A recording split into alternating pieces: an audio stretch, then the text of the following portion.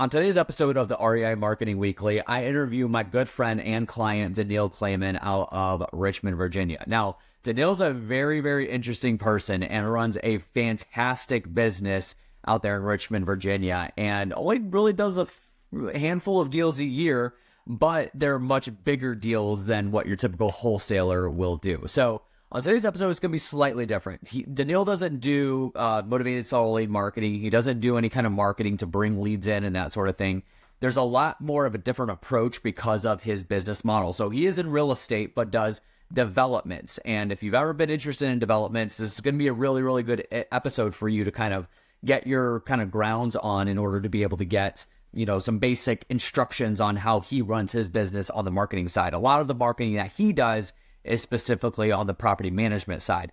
But we still get a lot of really good information from Daniil on the way that he's been able to brand his organization and get the type of marketing done that he really needs to get done. So this is going to be a very good episode. But if you guys are interested, Daniil does talk about this towards the end of the episode. He has a software called Rehab Valuator. I know a lot of real estate investors that use this platform for deal analysis, project management, and just a handful of other things. But it's going to be a really, really good episode. Once again, interesting. You're not going to be learning how to generate more motivated seller leads and stuff like that, but we do talk about a handful of things. So you guys pay attention, listen up, and enjoy this episode with my good friend, Daniil Kleyman.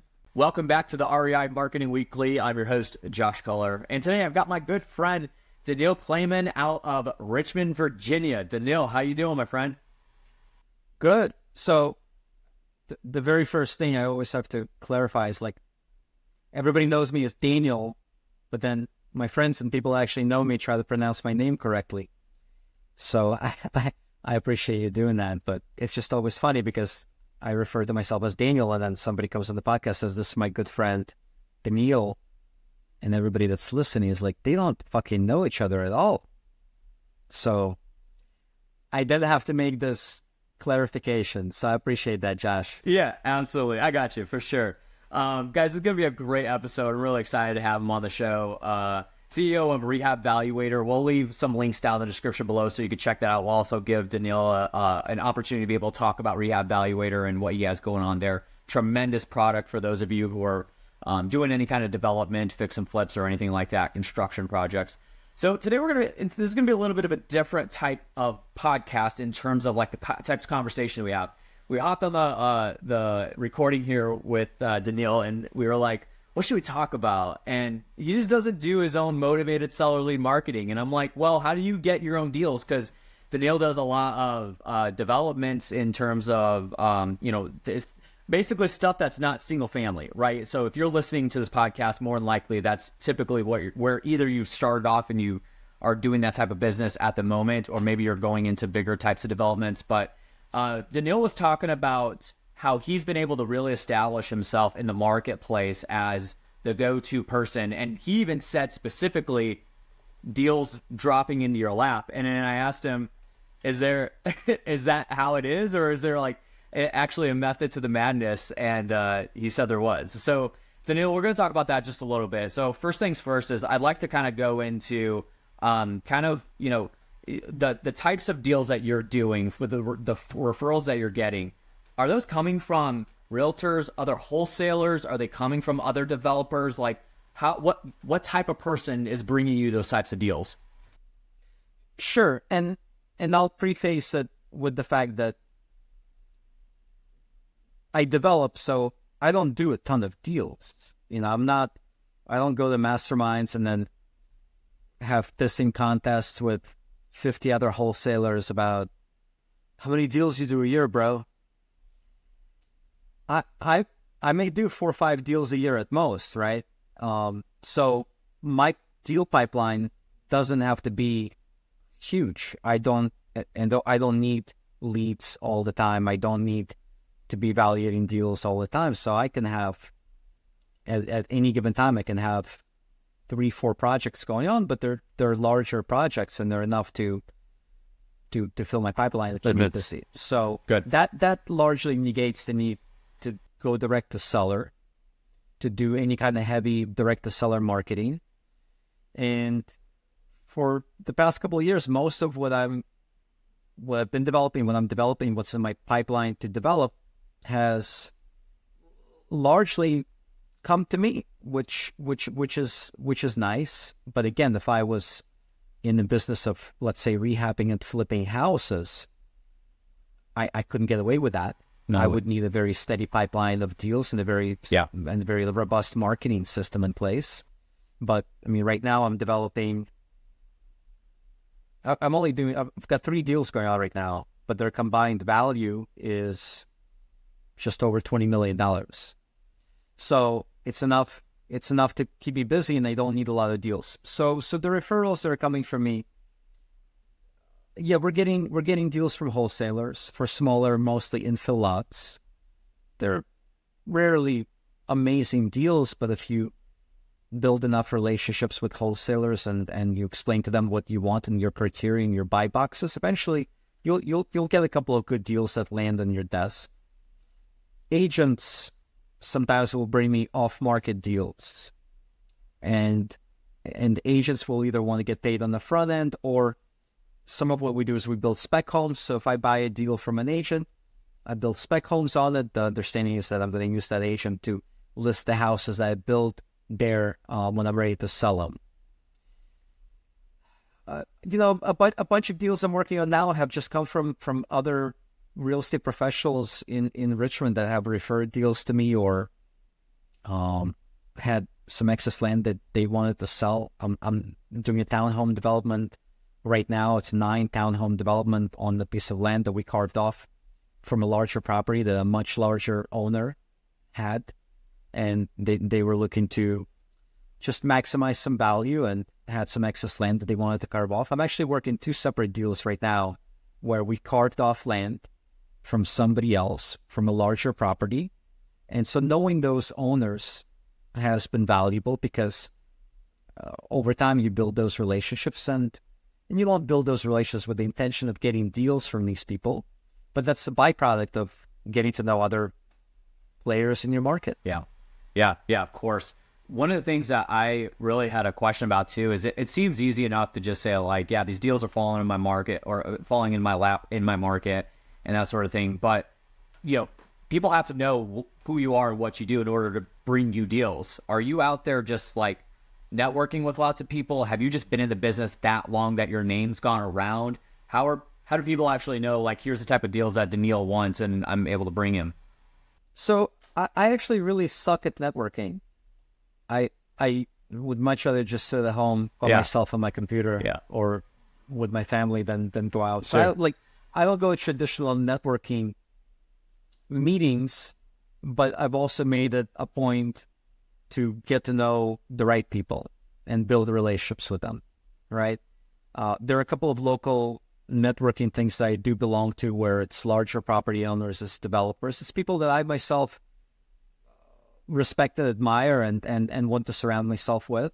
And so I do go to those meetings. I think the thing that's really important if you want people to bring you referrals and people to bring you deals and people to bring you business, it's to be known for some specific things. I know a lot of investors in my market that they wholesale, they do fix and flips in like 20 different zip codes. To me, that seems stressful. Yeah. And it's also hard for them to be known as like the go-to guy for any specific thing in any specific area. So my development is right now I'm in 3 neighborhoods. So, and people know that I develop in those neighborhoods, and so hopefully I am top of mind at least some of the time when people come across opportunities in those neighborhoods. I'm also very specific about my strategy, right? I mean, I develop ground up, and I either develop spec homes to flip or I develop multifamily. So I'm not doing 20 different things. So I feel like what I do is easier to wrap your head around than a lot of other people. And that helps attract, I think, some opportunities. For sure. So if I'm like a larger property owner and I'm thinking I want to carve off some land for some infill development, who do I call? Hopefully I'm on the short list at least some of the time when that happens. Yeah, for sure. Well, I mean, something that I'm sure a lot of people are highly interested in, which is, we already probably know the answer to this, but, in a world where a lot of real estate investors, Daniil, are spending $100,000, $200,000 a month on marketing, what do you spend on marketing? That would be a good question for you. No, on the real estate side, nothing. I mean, the only marketing money we spend is on the property management side when we're leasing up properties. Yeah. That's it. That's our only marketing dollars. For sure. So the reason why I bring that up in the first place, for those of you listening, is just because, knowing, again, I think there's a lot more value just knowing what type of marketing Daniil's doing and that sort of thing.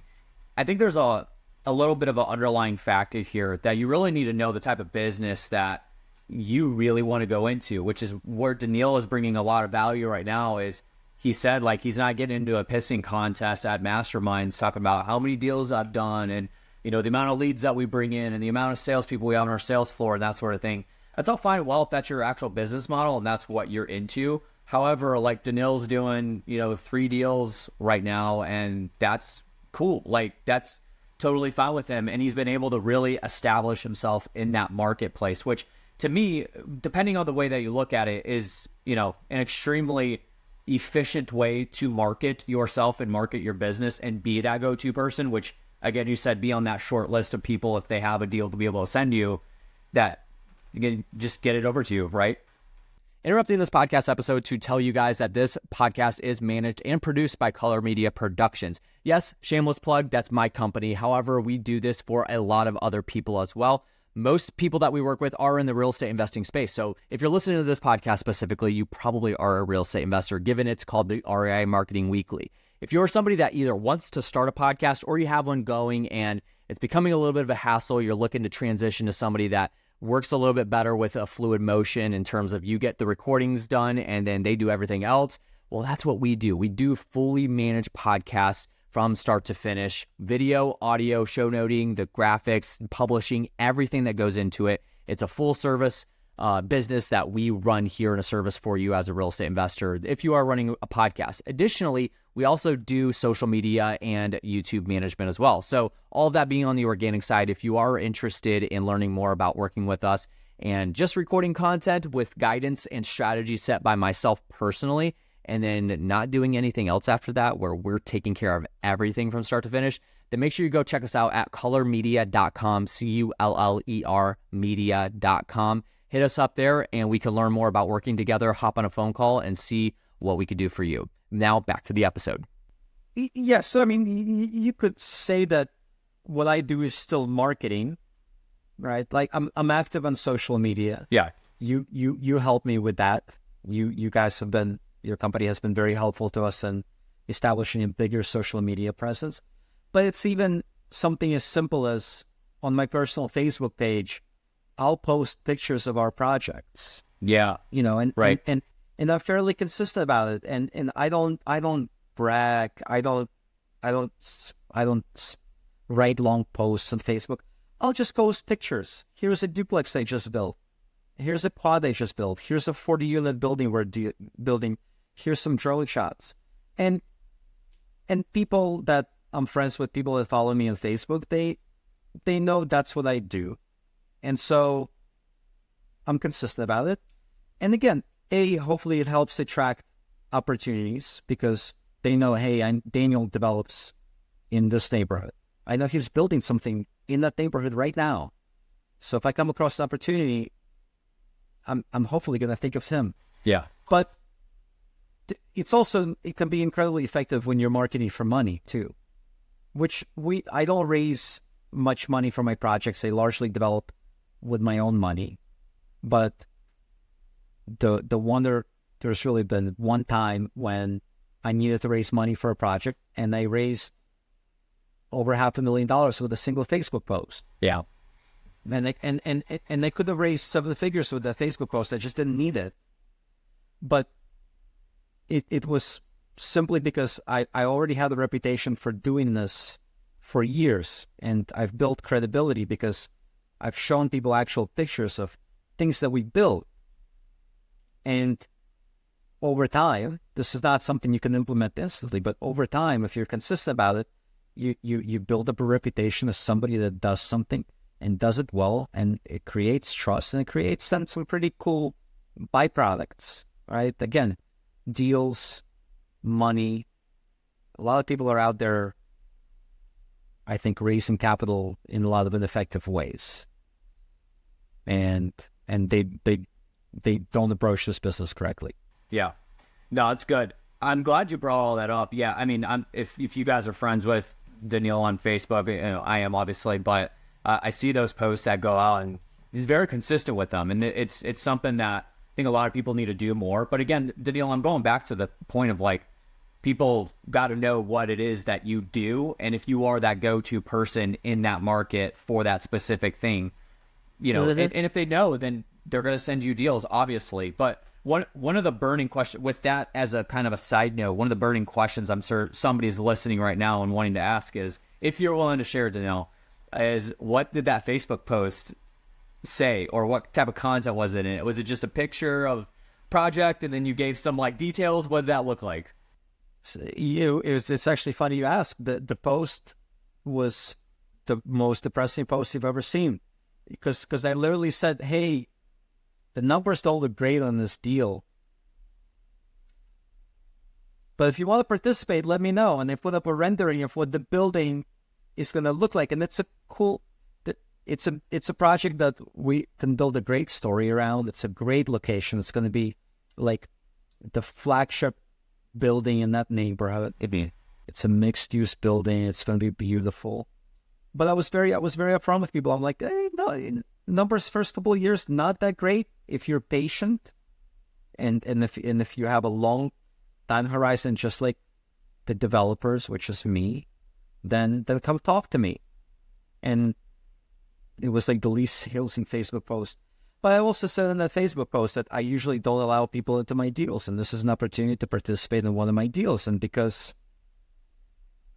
there is some credibility there at this point, and people have seen my other projects, it allowed me to attract the right people to that project that have that patience and have the long-term vision, because it's going to be an incredible project. Sure. Well, I think, like you said too, is you don't typically let people in on a deal, so it probably created, a form of FOMO, or the feeling of like, this opportunity may not come back, and we've already been wanting to do deals with Daniil because of, the reputation he's built, and now we finally have the opportunity. Do you think that had any kind of role to play in that?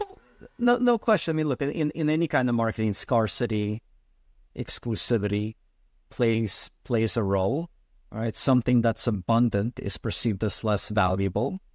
Something that's easily accessible is perceived as less valuable, and something that has a very limited quantity, whether it's time wise or quantity wise, it is always going to be in higher demand. So, but I mean, if you're listening to this and you're kind of new to real estate, these kinds of things snowball.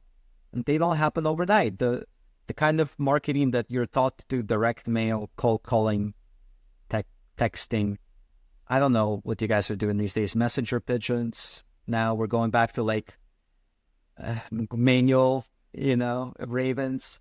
That kind of stuff you can track. You can have a immediate ROI potentially. Some of the social capital stuff takes time to build.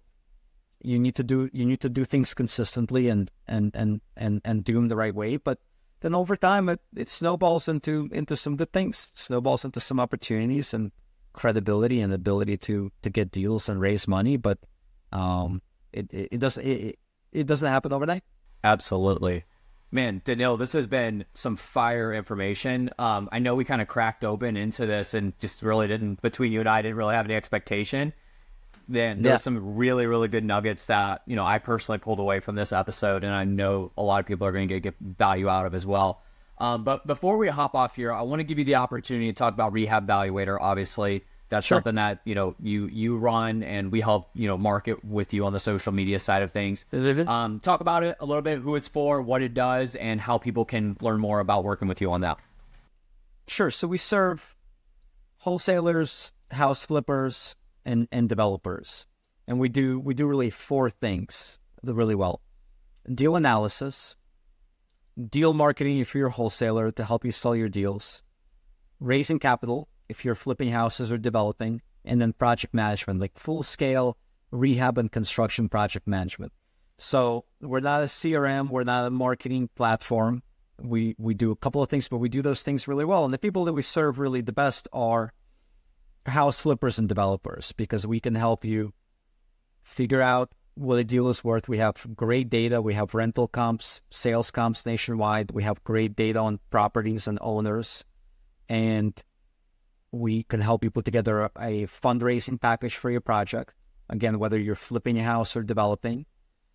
And then very easy, simple to use construction management.